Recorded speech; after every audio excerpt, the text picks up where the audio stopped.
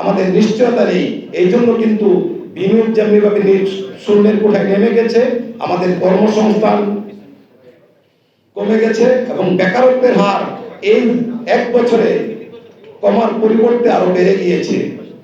এই জন্য বলবো, আমরা সকলে মিলে যে নতুন বাংলাদেশ গড়ার চিন্তা করি, একটু আগেই সেই চিন্তাটা করেছিলেন আমি যেই দলের রাজনীতি করি, বিএনপির ভারপ্রাপ্ত চেয়ারম্যান জনতা জনাব তারেক রহমান 2023 সালের 13ই জুলাই কিন্তু আমরা যে চিন্তা এখন করছি গণ অভ্যুত্থানের পরবর্তী সময়ে উনি কিন্তু বিএনপি দেশনেত্রী বেগম খালেদা জিয়া তখন কারারুদ্ধ, আমাদের অধিকাংশ নেতা কর্মী কারারুদ্ধ, সেই 2023 সালের জুলাই মাসে একটি ধ্বংসস্তূপের মধ্যে দাঁড়িয়ে উনি আগামী দিনে কিভাবে একটি গণতান্ত্রিক বাংলাদেশ বিনির্মাণ করা যায়, কিভাবে জনগণের কল্যাণ নিশ্চিত করা যায়, কিভাবে কর্মসংস্থান সৃষ্টি করা যায়, সেই চিন্তা নিয়ে 31 দফা প্রণয়ন করেছিলেন 2023 সালের 13ই জুলাই।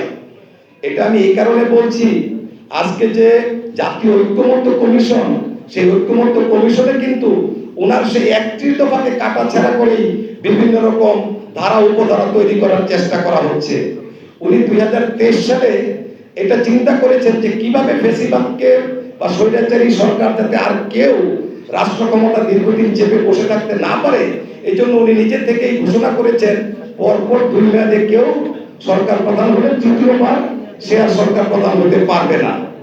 এখন এটাকে কারাছেড়া করে কেউ কেউ বলছেন যে সারা জীবনে 2 মেয়াদ থাকতে পারবে, অর্থাৎ 10 বছর থাকতে পারবে। কিন্তু বিএনপির এই ক্ষেত্রে বক্তব্য হচ্ছে পরপর 2 মেয়াদের পর যদি সে তার ক্ষমতা অন্য কারো জনগণ যদি তাকে না চায় বা সে তাকে বাধ্যতামূলক ছেড়ে দিতে হবে, তখন কিন্তু তার যদি কোনো কর্মকাণ্ড সঠিক না হয় জনগণের সামনে সেটা কিন্তু উন্মোচিত হয়ে যাবে। আগামী দিনে জনগণই কিন্তু তাকে সমর্থন দিবে না।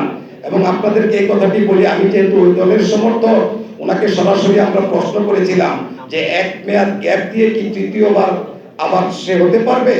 উনি বলেছিলেন যখন আমরা নিজেরাই এই ধারাটা এখানে সংযুক্ত করেছি, তৃতীয়বার আবার যদি আবার প্রধানমন্ত্রী কেউ হতে চায়, এটা কি শিষ্টাচারের মধ্যে পড়বে না সৌজন্যতা রক্ষা করা হবে। কিন্তু একটি অপশন রাখা হলো, জাতির কোনো ক্রান্তিকালে কোনো অভিজ্ঞতা সম্পন্ন সরকার প্রধান যদি প্রয়োজন হয়, পরবর্তীতে যাতে তাকে ওই ক্রান্তিকালীন সময় তাকে দায়িত্ব দেওয়া যায়। এই জন্য এই অপশনটা রাখা হলো যে পরপর 2 মেয়াদের পরে আর হতে পারবে না। যদি সেটা উল্লেখ করা হয়নি, কিন্তু সেই প্রয়োজনে রাখা হয়েছে।